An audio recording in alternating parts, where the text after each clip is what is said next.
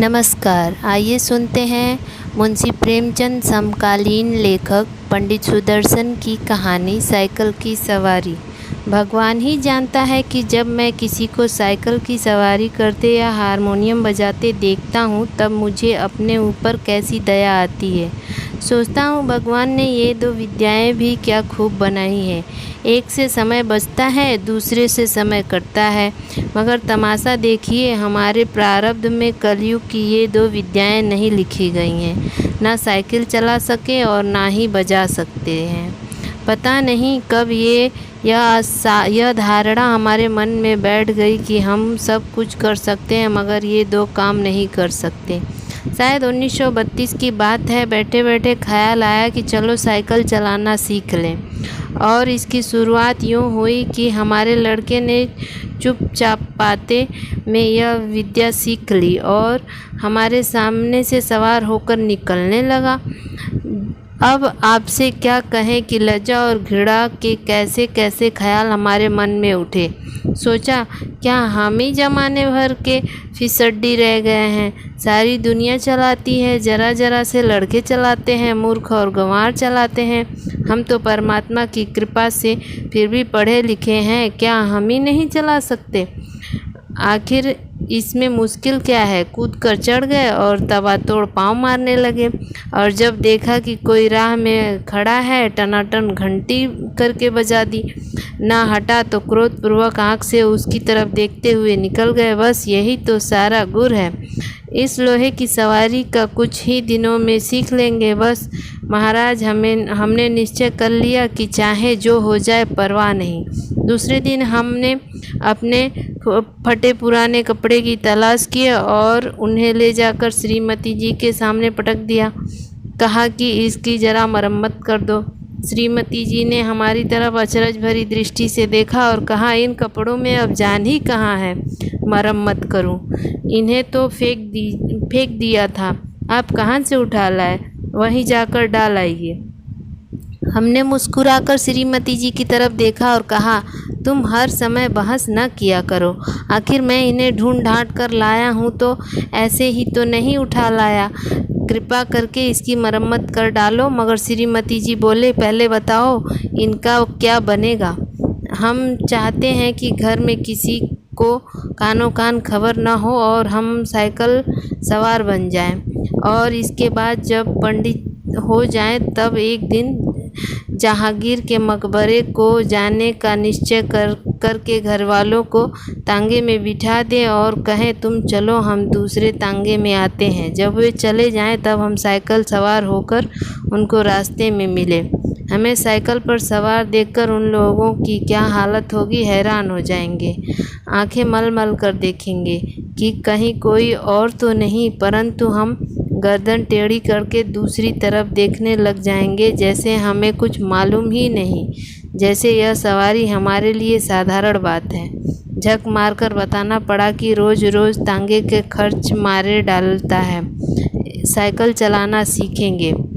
श्रीमती जी ने बच्चे को सुलाते हुए हमारी तरफ देखा और मुस्कुराकर बोली, मुझे तो आशा नहीं कि यह बेल आपसे मत्थे चक्कर चढ़ सके। खैर, यत्न करके देख लीजिए, मगर इन कपड़ों से क्या बनेगा। हमने जरा से रौब से कहा, आखिर बाईसाइकिल से एक दो बार गिरे या नहीं और गिरने से कपड़े फटे या नहीं। जो मूर्ख हैं वे नए कपड़े का नुकसान कर बैठते हैं, तो बुद्धिमान हैं वो पुराने कपड़े से काम चलाते हैं। मालूम होता है कि हमारी इस युक्ति का कोई जवाब हमारी स्त्री के पास न था, क्योंकि उन्हें उसी समय मशीन मंगवा कर उन कपड़ों की मरम्मत शुरू कर दी।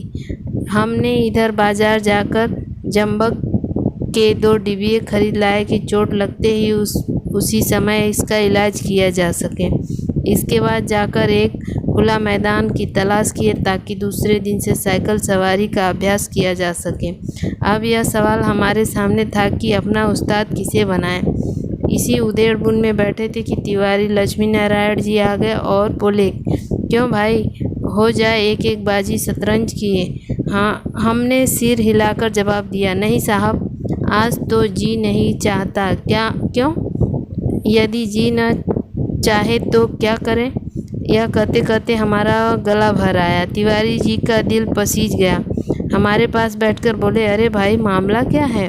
स्त्री से झगड़ा तो नहीं हो गया?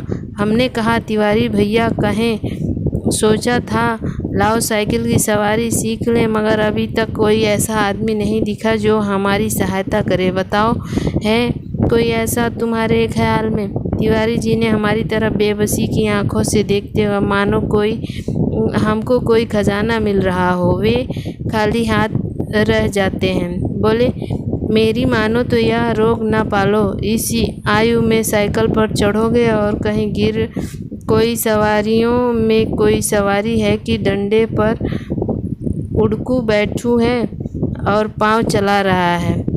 अजी लानत भेजो इस ख्याल पर। आओ एक बाजी खेलें। हाँ, मगर हमने भी कच्ची गोलियां नहीं खेली थी। साफ समझ गए कि तिवारी ईर्ष्या की आग में फूंका जाता है। मुंह फुलाकर हमने कहा, भाई तिवारी, हम तो ज़रूर सीखेंगे। कोई आदमी बताओ। आदमी तो है एक, मगर वह मुफ्त में नहीं सिखाएगा, फीस लेगा। दे सकोगे? कितने दिन में सिखा देगा? यही 10-12 दिन में। और फीस क्या लेगा हमसे? औरों से 50 लेता है, तुमसे 20 ले लेगा हमारी खातिर। हमने सोचा 10 दिन सिखाएगा और 20 रुपये लेगा। एक दिन 20 रुपये, 20 रुपये 10 दिन, अर्थात 2 रुपये रोज़, अर्थात 60 रुपये महीना, और वो भी केवल 1-2 घंटे के लिए। ऐसी 3-4 ट्यूशनें मिल जाए तो 250-300 रुपये मासिक हो जाए।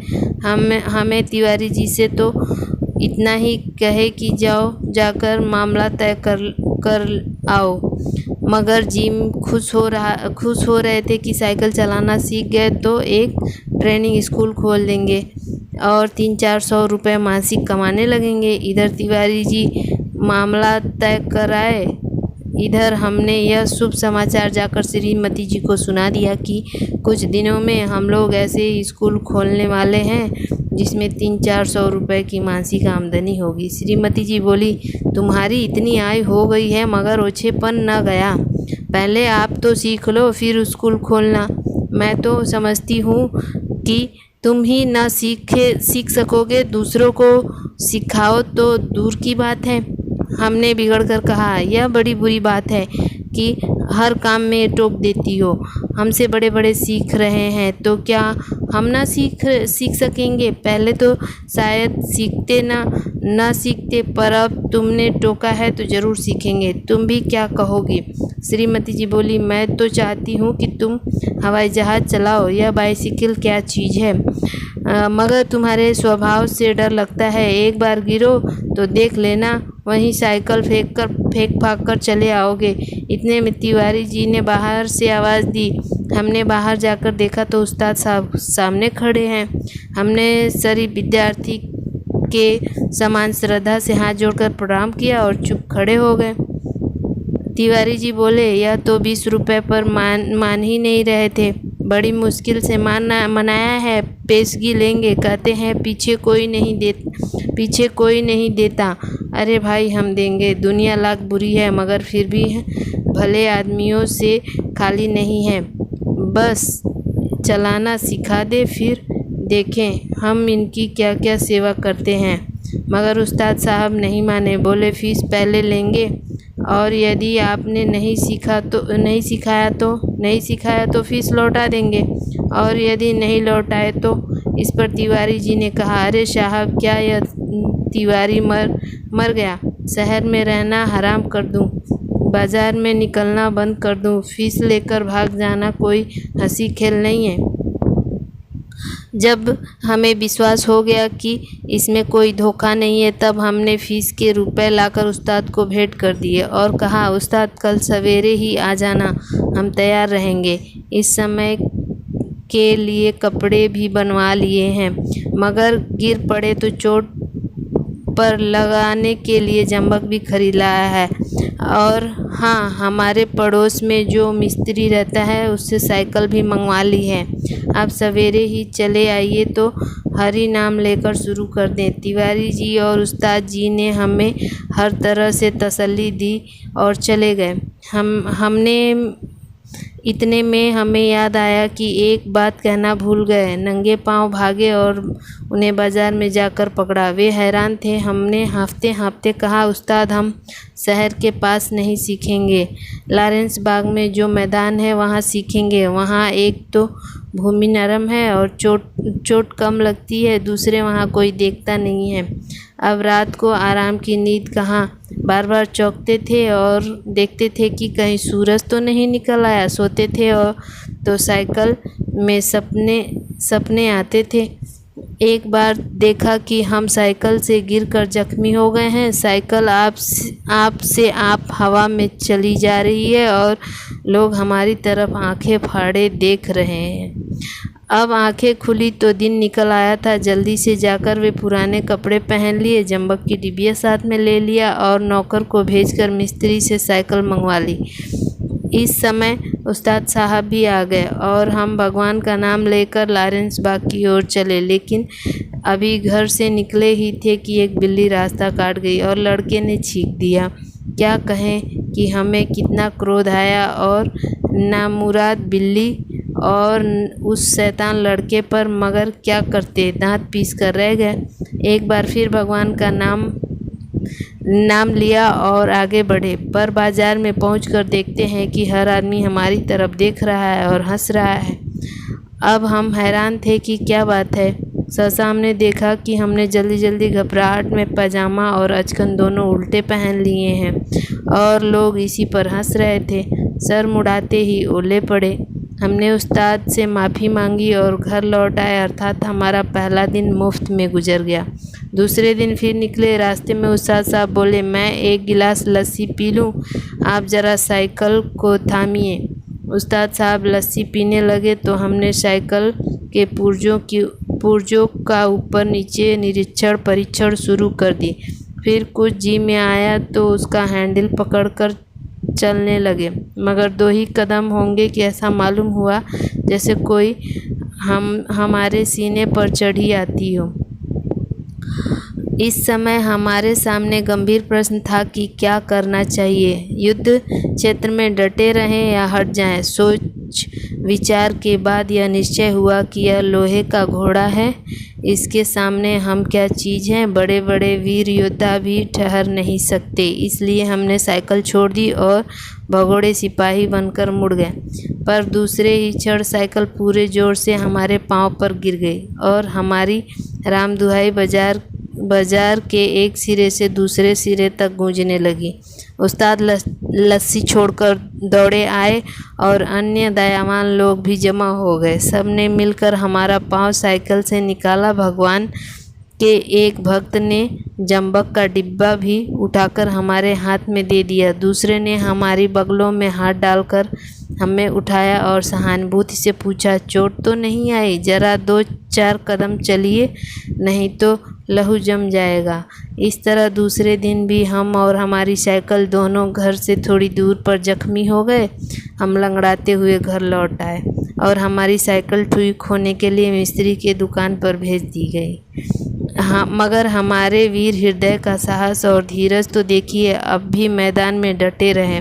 कई बार गिरे, कई बार शहीद हुए, घुटने तुड़वाए, कपड़े फड़वाए, पर क्या मजाल जो जी छूट जाए। 8-9 दिन में साइकिल चलाना सीख गए थे, लेकिन अभी उस पर चढ़ना नहीं आया था। कोई परोपकारी पुरुष सहारा देकर चढ़ा देता तो फिर लिए जाते थे। हमारे आनंद की कोई सीमा न थी। सोचा, मार लिया मैदान हमने। 2-4 दिन में पूरे मास्टर बन जाएंगे, इसके बाद प्रोफेसर, प्रिंसिपल, इसके बाद ट्रेनिंग कॉलेज, फिर 300-400 रुपये मासिक तिवारी जी देखेंगे और ईर्ष्या से जलेंगे। उस दिन उस्ताद जी ने हमें साइकिल पर चढ़ा दिया और सड़क पर छोड़ दिया कि ले जाओ, अब तुम सीख गए। हम साइकिल चलाते थे और दिल फूले न समाते थे, मगर हालत यह थी कि कोई आदमी 100 गज के फासले पर होता तो हम गला फाड़ फाड़ कर चिल्लाना शुरू कर देते, साहब बाईं तरफ हट जाइए। दूसरे फासले पर कोई गाड़ी दिख जाती तो हमारे प्राण सूख जाते। उस समय हमारे मन की जो दशा होती वो परमेश्वर ही जानता है। जब गाड़ी निकल जाती तब कहीं जाकर हमारी जान में जान आती। सहसा सामने से तिवारी जी आते हुए दिखे। हमने उन्हें भी दूर से ही अल्टीमेटम दिया कि तिवारी जी बाईं तरफ हो जाओ वरना साइकिल तुम्हारे ऊपर चढ़ा देंगे। तिवारी जी ने अपनी छोटी छोटी आंखों से हमारी तरफ देखा और मुस्कुराकर कहा, जरा एक बात तो सुनते जाओ। हमने एक बार हैंडल की तरफ, दूसरी बार तिवारी जी की तरफ देखकर कहा, इस समय बात नहीं सुन सकते, देखते नहीं हो साइकिल पर सवार हैं। तिवारी जी बोले, तो क्या जो साइकिल चलाते हैं वे किसी की बात नहीं सुनते? बड़ी ज़रूरी बात है, ज़रा उतर आओ। हमने लड़खड़ाती हुई साइकिल को संभालते हुए जवाब दिया, उतर जाएंगे तो चढ़ाएगा कौन? अभी चलाना सीखा है, चढ़ना नहीं सीखा। तिवारी जी चिल्लाते ही रह गए। आगे निकल गए हम। इतने में सामने से एक तांगा आता दिखाई दिया। हमने उसे भी दूर से ही डांट दिया, बाईं तरफ भाई, अभी नए चलाने वाले हैं। तांगा बाईं तरफ हो गया। हम अपने रास्ते चले जा रहे थे। यकायक पता नहीं घोड़ा भड़का उठा या तांगे वाले को शरारत सूझी, जो भी हो, तांगा हमारे सामने आ गया। हमारे हाथ पांव फूल गए। ज़रा सा हैंडल घुमा तो हम दूसरी तरफ निकल जाते, मगर बुरा समय आता है तो बुद्धि पहले ही भ्रष्ट हो जाती है। उस समय हमें ख्याल ही न आया कि हैंडल घुमाया भी जा सकता है। फिर क्या था, हम और हमारी साइकिल दोनों ही तांगे के नीचे आ गए और हम बेहोश हो गए।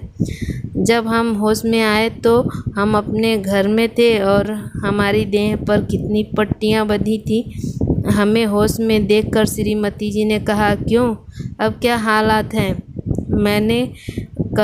मैं न कहती थी साइकिल चलाना ना सीखो। उस समय तो किसी की सुनते ही न थे।